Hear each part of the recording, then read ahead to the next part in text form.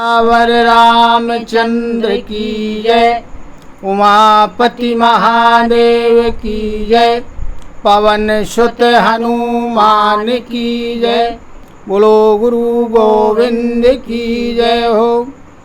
राम कथा के रसक तुम भक्त रासुमति धीर, आईश्वासन करिए प्रभु तेज पुंज कपिवीर, लखन सिया रामचंद्र की जय।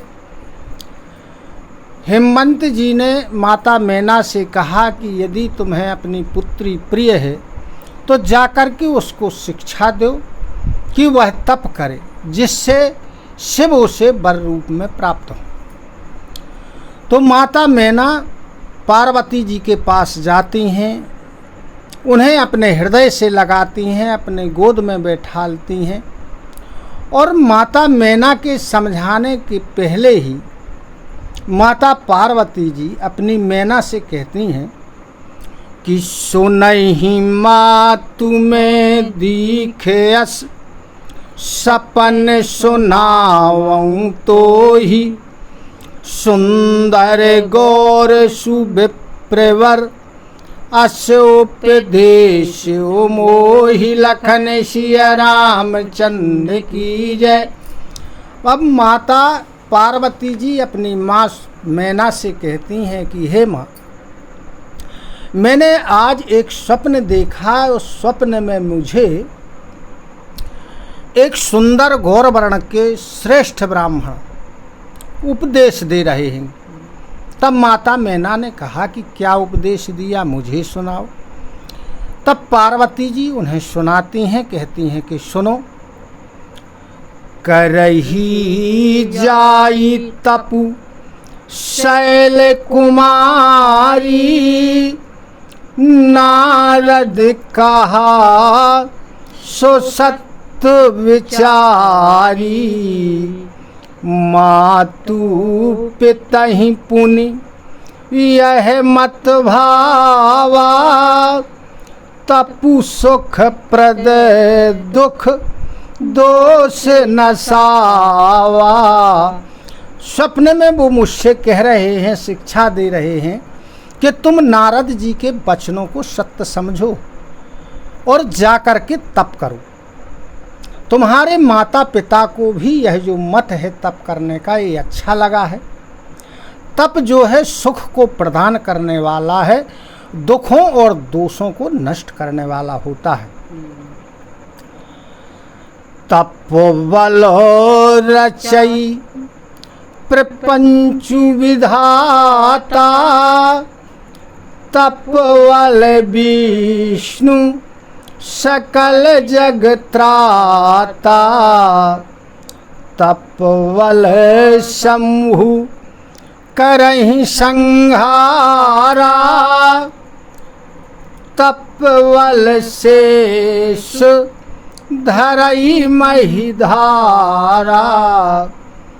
कहते हैं कि तप के बल पर ब्रह्मा जी इस संसार की रचना करते हैं और यह संसार क्या है, ये प्रपंच है।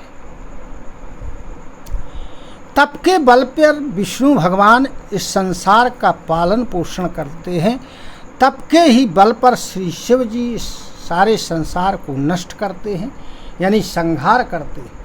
और तप के ही बल पर शेष जो शेषनाग हैं वह इस पृथ्वी का भार धारण करते हैं। तपोधारो सब सृष्टि भवानी, करही जाई तपु अस जिए जानी, सुनतो वचन विस्मित महतारी, सपन सुनायऊ गिरी हकारी। और कहने लगी पार्वती जी की हे माँ, उन्होंने कहा है कि जो ये सारी सृष्टि है यह तप के आधार पर ही है। ऐसा मन में विचार करके हृदय में समझ करके जा करके तुम तप करो। जब पार्वती जी के ऐसे वचनों को सुना तो उनकी माँ मैना को बड़ा आश्चर्य हुआ, विस्मय हुआ, और उन्होंने हिमवंत जी को बुलाया और बुला करके पार्वती जी के स्वप्न की बात उनको बताई। मातु पितहि बहु विधि समुझाई, चली उमा तप हित हर साई, प्रिय परिवार पिता अरु माता, भये विकल मुख आओ नवाता। अब पार्वती जी ने अपने माता को पिता को बहुत प्रकार से समझाया और प्रसन्न होकर के तप करने के लिए चल दिए। जब पार्वती जी तप करने के लिए जाने लगी तो उनके जो परिवार के लोग थे, माता पिता थे, सब व्याकुल हो गए, कोई कुछ कह नहीं रहा। तो वेद शिरा मुनि आई तब, सबहि कहा समुझाई, पार्वती महिमा सुनत रहे प्रबोधहि पाई, लखन सिया रामचंद्र की जय। तब वेद शिरा मुनि हिमवंत जी के ये गुरु थे, तो वेद शिरा मुनि वहाँ आए, उन्होंने सभी को समझाया और पार्वती जी की महिमा का बखान किया कि पार्वती हैं कौन। तो सब लोगों ने उनके समझाने को सुना तो सबको संतोष हुआ, सबका समाधान हुआ।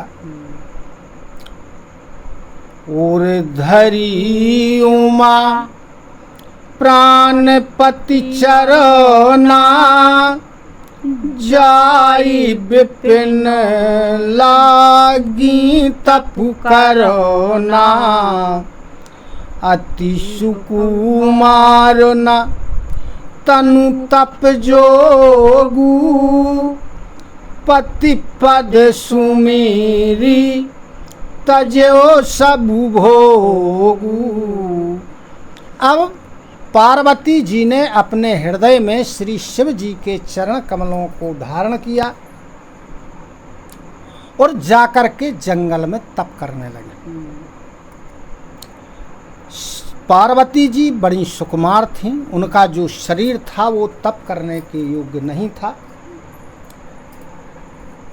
इसलिए वह शिव जी के चरणों का स्मरण करते हुए, ध्यान करते हुए और सारे भोगों को उन्होंने त्याग दिया और तप कर रहे हैं। निति नौ चरण उपजे अनुरागा, बिसरी देह तपहि मनु लागा, संबतो सहसो मूल फल खाए, सागु खाई सत वरस गमाए। अब पार्वती जी किस प्रकार से तप कर रही हैं? नित्य नया नया प्रेम उनका शिव जी के प्रति पैदा हो रहा है। उन्हें अपने शरीर की शुद्धि भूल गई और पूर्ण रूप से उनका मन तप में लग गया। अब उन्होंने 1000 वर्ष तक फल फूल कंदमूल इनको खा करके तप किया और 100 वर्ष तक साग कहा करके, यानी जिसे साधारण भाषा में भाजी कहते हैं, कछु दिन भोजन बारी बतासा, किए कठिन कछु दिन उपवासा, बेल पाती मही परई सुखाई, 3 सहसो संबत सोई खाई। अब क्या हुआ कि फिर उन्होंने कंदमूल फल साग आदि इसका भी त्याग कर दिया। अब क्या होता है कि जब पानी बरसता है तो पानी बरसने के समय उसमें से जो फुग्गे उठते हैं ना, उसे बारी बतासा, जल के बतासा कहते हैं। हाँ, तो कुछ दिन उन्होंने वह पानी के बतासे खा करके तप किया और कुछ दिन कठिन व्रत किया। इसके बाद जो बेल के पत्ते यानी बेल पाती जमीन पर गिर जाती है और सूख जाती है, उन सूखे पत्तों को खा करके पार्वती जी ने 3000 वर्ष तक तपस्या की। पुनि परी हरेऊ सुखानेऊ परना, महीनामू तब भयऊ अपरोना, देखी मही तप खीन शरीरा, ब्रह्म गिरा भय गगन गभीरा। फिर उन्होंने क्या किया कि जो वो 3000 वर्ष तक सूखे पत्ते खाए थे उसका भी उन्होंने त्याग कर दिया। और जब उन सूखे पत्तों का इन्होंने त्याग कर दिया तब पार्वती जी का एक नया नाम पड़ा अपर्णा।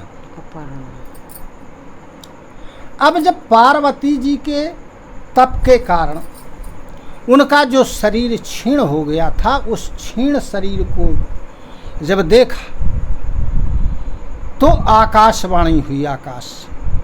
आकाशवाणी क्या कह रही पार्वती जी से कि भायऊ मनोरथ सुफल तब, सुनु गिरिराज कुमारी, परिहरु दुसह कलेश सब, आओ मिली हहीं त्रिपुरारी, लखन सिया रामचंद्र की जय। आकाशवाणी कहती है पार्वती जी से कि हे पार्वती, तुम्हारा जो मनोरथ था, मन में तुमने जो संकल्प किया था वह तुम्हारा पूर्ण हो चुका है। इसलिए अब तुम इस कलेश को त्याग दो, यानी तप का त्याग कर दो। अब तुमको शिव जी अवश्य मिलेंगे। बोलो सियावर रामचंद्र की जय। कथा विसर्जन होते सुनहु वीर हनुमान, जो जन यहाँ से आए हो सोता करऊ पयान। श्रोता आश्रम गए शंभु गए कैलाश, रामायण मम हृदय में सदा करो तुम वास। लखन सिया रामचंद्र की जय। उमापति महादेव की जय। पवन सुत हनुमान की जय। बोलो गुरु गोविंद की जय हो। जय जय सीताराम, जय जय राधे श्याम। नमः पार्वती पते हर हर हर महादेव।